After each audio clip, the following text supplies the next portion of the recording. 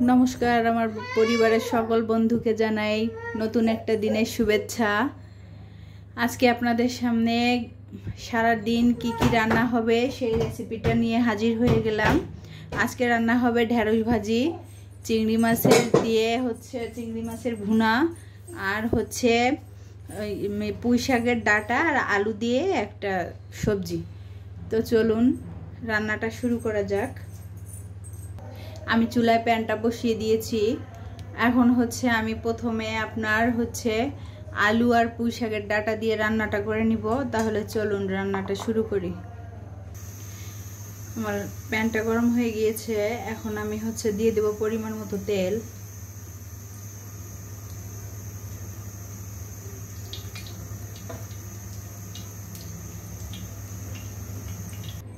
ফোড়নের জন্য দিয়ে দেব আমি দুইটা তেজপাতা, কয়েকটা কালো জিরে,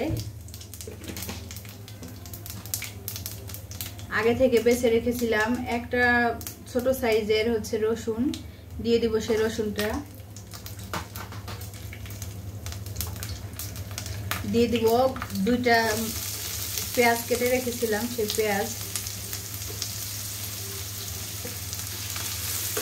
এখন আমি সুন্দর করে একটু মশলাটা কষিয়ে নিব। আমি হচ্ছে এবার শুকনো মশলাগুলো দিয়ে দিব হচ্ছে একটু ধনিয়ার গুঁড়ো, 1 চামচ মতো জিরার গুঁড়ো, তারপরে হচ্ছে আপনার 2 চামচ মতো হচ্ছে আপনার এখানে শুকনো মরিচ বাটা আছে দিয়ে দিলাম।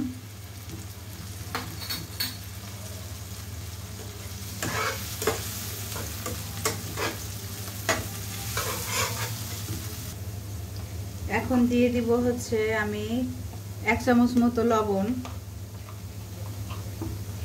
1 চামচ মতো হলুদ দিয়ে হচ্ছে আমি এখন সব মশলাগুলো সুন্দর করে একটু কষিয়ে নিব।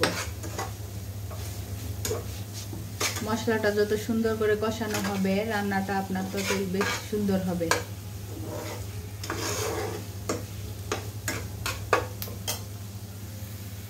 আমার মশলাটা কষানো হয়ে গেছে। এখন আমি আগে থেকে কেটে রাখা আলু আর হচ্ছে পুঁই শাকের যে ডাটাটা দিয়ে দিব। এই রান্নাটা হলে আমার বাসায় সবাই খুব পছন্দ করে আর আমি এই রান্নাটা এইভাবেই করি। হচ্ছে রান্নাটা আমার কাছে অনেক বেশি টেস্ট হয়। এখন আমি সুন্দর করে একটু করে আপনার কষিয়ে নেব।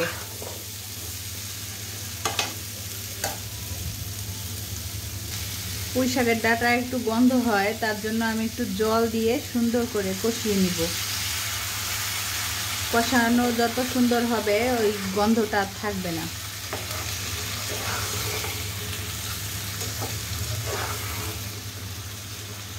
এখন আমি সুন্দর করে কষিয়ে নিব। আমার অনেকটা কষানো হয়ে গেছে। আর আমাদের বাসায় যখনই পুঁই শাক আনা হয় তখন পাতাটা হচ্ছে চিংড়ি মাছ দিয়ে ভাজি করা হয় আর ডাটাটা এভাবেই রান্না করা হয় আর সবাই এভাবেই বেশি পছন্দ করে। এখন আমি দিয়ে দিব পরিমাণ মতো জল।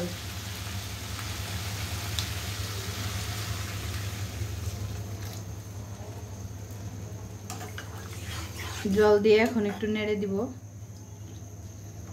নেড়ে এখন আমি 10 মিনিট মতো হচ্ছে রান্না করে নিব। চলুন বন্ধুরা, আমার এই রান্নাটা হয়ে গেছে। আমি একটু ঝোল ঝোল রাখবো, তার কারণ হচ্ছে আলু দেওয়া আছে তো আলুটা অনেকটা ঝোল টেনে নিবে। তো চলুন এখন আমি রান্নাটা নামিয়ে নিই। দেখুন বন্ধুরা, আমার এই রান্নাটা হয়ে গেছে। এখন আমি অন্য একটা রান্না করে নিব। এখন আমি রান্না করব চিংড়ি ভুনা। তো চিংড়ি ভুনা করার জন্য আমি কড়াই বসিয়ে দিয়েছি চুলায়। কড়াই গরম হয়ে গেছে, পরিমাণ মতো তেল দিয়ে দিলাম। তেল দিয়ে এখন হচ্ছে আমি কয়েকটা গোটা জিরে ফোড়ন দিব।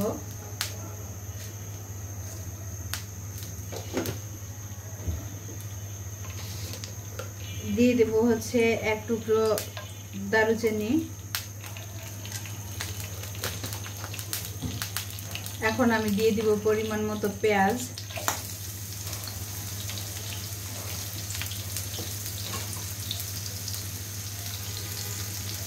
আমার মশলাটা যাতে পুড়ে না যায় তাই একটু জল দিয়ে দিলাম।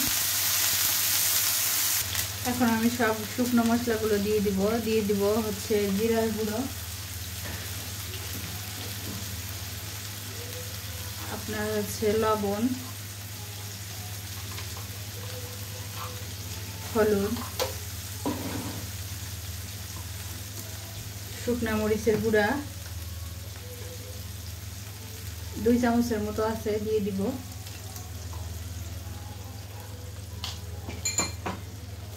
আমার মরিচটা এবার অত বেশি ঝাল নেই।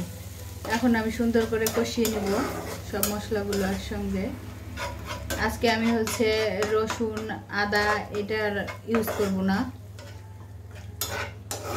চিংড়ি মাছটা আমার কাছে রসুন আদা ছাড়াই বেশি ভালো লাগে, পেঁয়াজ দিয়ে হালকা একটু মানে মশলা দিয়ে, এটাই আমার কাছে বেশি ভালো লাগে।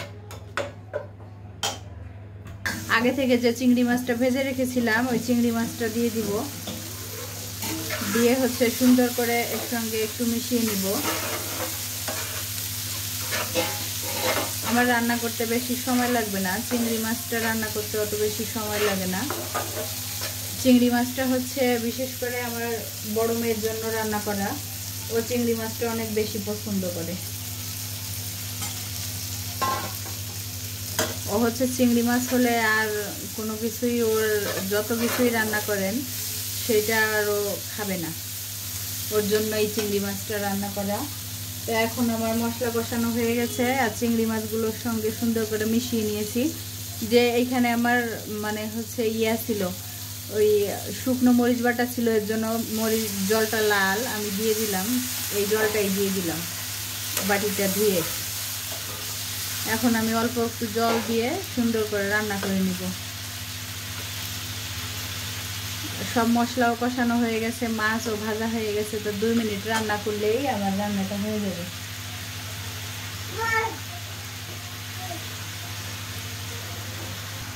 আমি হচ্ছে বেশি ঝোল রাখবো না, একদম গা মাখা ঝোল থাকবে। তো আমার ঝোলটা শুকিয়ে আসছে, আমার রান্নাও হয়ে গেছে। এখন আমি হচ্ছে চিংড়ি মাছটা নামিয়ে নিব। দেখুন কত তাড়াতাড়ি কত সুন্দর করে আমার রান্নাটা হয়ে গেল। এভাবে বাসায় একদিন ট্রাই করে দেখবেন, অনেক সুন্দর হয় রান্নাটা। দেখুন বন্ধুরা কালারটা কি আসছে দেখছেন আমার চিংড়ি মাছের, দেখেই ইচ্ছা করছে না এখান থেকে একটা তুলে নিয়ে খেয়ে ফেলি।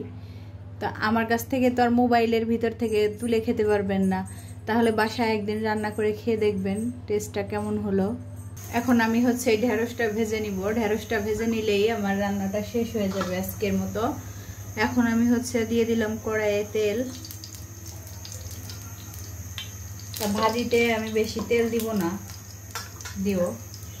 এখন দিয়ে দিব আগে থেকে কেটে রাখা একটা পেঁয়াজ।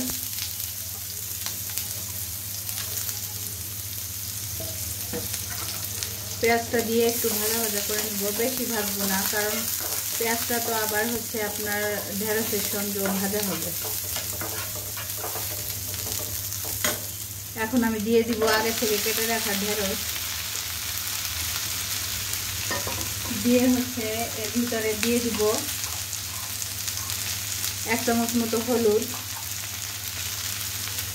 আর ভাজিতে বেশি লবণ হলে ভালো লাগে না, 1/2 চামচ মতো লবণ। আর হচ্ছে 4-5টা আপনার কাঁচামরিচ দিয়ে হচ্ছে সুন্দর করে এখন নেড়ে দিব।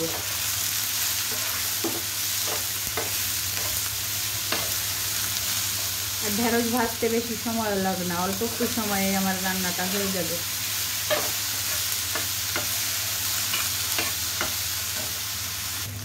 ঢেঁড়স ভাজির এই কালারটা আমার খুব ভালো লাগে, দেখুন কত সুন্দর সবুজ সবুজ না।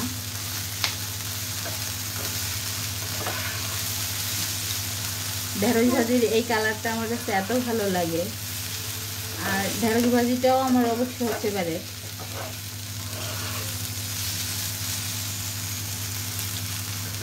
যদি আমার রান্না বান্না আমার কোনো কিছু ভালো লেগে থাকে তাহলে রিপাস ফ্যামিলির সঙ্গে থাকবেন, রিপাস ফ্যামিলির পাশে থাকবেন, আর হচ্ছে রিপাস ফ্যামিলিকে এগিয়ে নিয়ে যেতে সাহায্য করবেন, এইটুকুই সবার কাছে আবদার। আমরা যারা এই প্রফেশনে আছি সবাই যদি সবাইকে একটু হেল্প করি, সবাই যদি সবার চ্যানেলটা সাবস্ক্রাইব করে দেয়, তাহলে আমাদের এই ছোট ছোট পরিবারটা অনেক বড় হয়ে যায়। আর এখানে কাজ করতে হলে নিঃস্বার্থভাবে কাজ করতে হবে। এখানে স্বার্থ খুঁজে তারপরে হচ্ছে হিংসা দিয়ে এগুলো দিয়ে এগিয়ে যাওয়া সম্ভব না। তো আমি সবাইকে বলবো যে আমরা সবাই সবার পাশে থাকি, সবাই সবারকে এগিয়ে যেতে সাহায্য করি। এটাই। এই দেখুন, আপনাদের সঙ্গে গল্প করতে করতে আমার রান্না শেষ, আমার ভাজিটাও হয়ে গিয়েছে। তো এখন আমি ভাজিটা নামিয়ে নিব।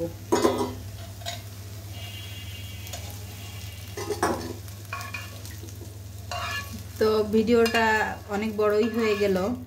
আজকে সারাদিনের রান্না বান্না, সারাদিনে কি কি রান্না করলাম এগুলাই আপনাদের সঙ্গে শেয়ার করলাম। তো যদি ভালো লেগে থাকে প্লিজ আমার পাশে থাকবেন। সবাই ভালো থাকবেন, সুস্থ থাকবেন। তো অনেক বেলা হয়ে গেল আমার রান্না করতে করতে, এখন আমি সবাইকে খাবার দিয়ে দিব। তো ভিডিওটা আর বড় না করে ভালো থাকবেন সবাই।